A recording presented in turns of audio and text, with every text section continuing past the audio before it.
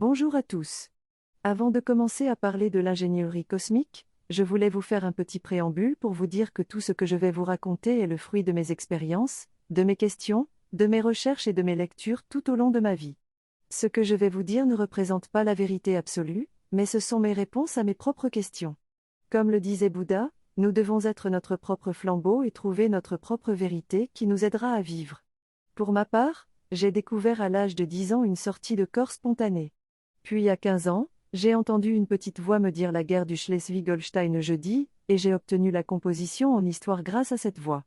Plus tard, j'ai découvert que l'univers était fait d'énergie et d'information, et j'ai travaillé au CERN où j'ai découvert la théorie des cordes et la théorie Monsieur. Tout cela m'a amené à prendre conscience que l'univers était fractal et que tout ce qui était dans l'univers était à l'image de l'univers lui-même.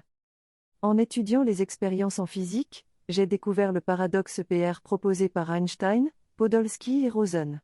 Une expérience qui montre qu'il y a communication entre les particules, mais sans explication.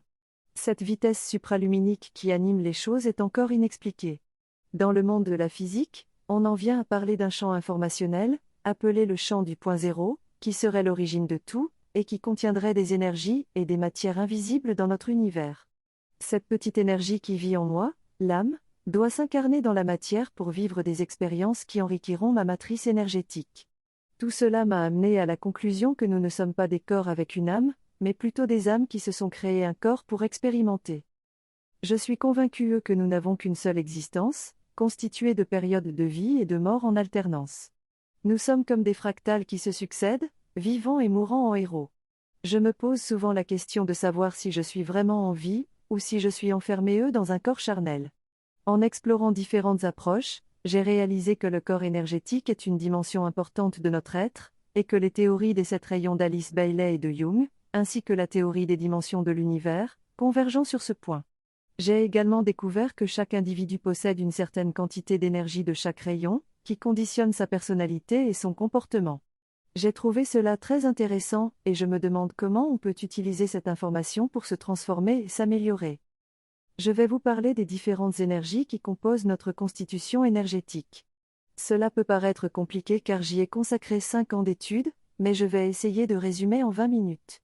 Chaque énergie a ses qualités et ses défauts. L'énergie 1, celle du leader, est associée à la force, la volonté et la fermeté, mais aussi à l'orgueil et l'entêtement. Pour acquérir plus de tendresse, d'humilité et de patience, il est important de vivre des expériences qui nous y amènent.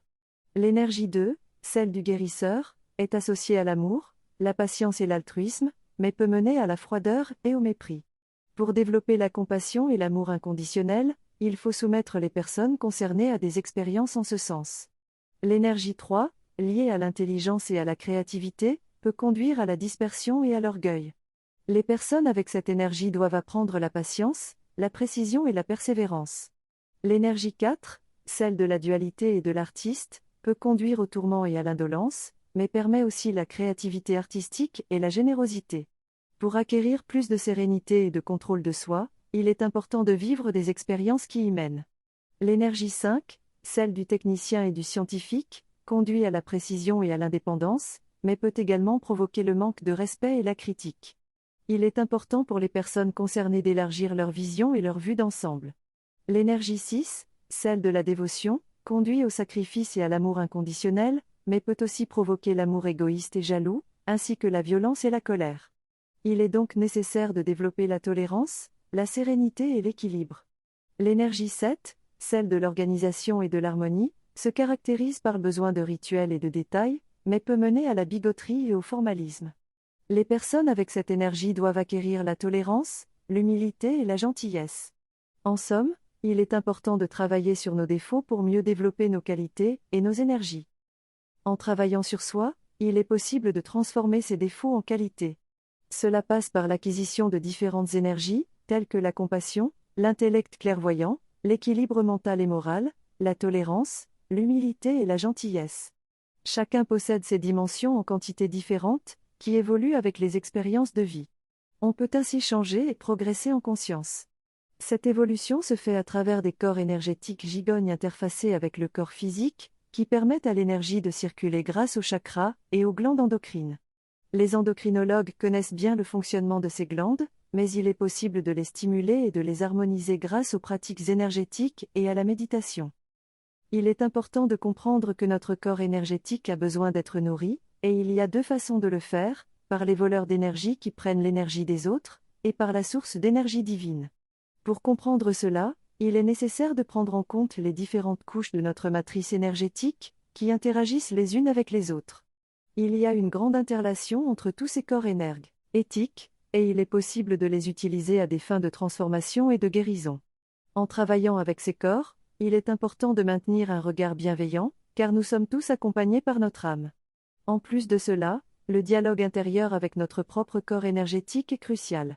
Enfin, il faut prendre en compte les matrices énergétiques de notre famille et de notre pays, qui ont un impact sur notre harmonie énergétique. La France, par exemple, a une énergie de type 5. J'ai expliqué comment les différentes cultures et pays peuvent être définis en fonction de leur énergie principale. En France, par exemple, nous avons tendance à décomposer les choses en petits morceaux pour mieux comprendre le tout, alors qu'en Allemagne, ils ont une méthode plus directive et un objectif clair dès le départ. La Suède est un pays de social-démocratie, où les riches acceptent de payer plus d'impôts pour aider les pauvres. L'Italie est un pays d'artistes, avec une énergie centrée sur le conflit pour atteindre l'harmonie. La Russie a une culture de dévotion, avec 70 ans de communisme et une grande fidélité à l'orthodoxie aujourd'hui. Enfin, la Suisse est un pays de rituels et de traditions, où tout est organisé et les choses doivent être faites de manière systématique. Pour conclure, j'ai partagé la belle citation d'un aborigène qui rappelle que nous sommes tous de passage sur cette terre et que notre but est d'apprendre, de grandir et d'observer avant de retourner chez nous.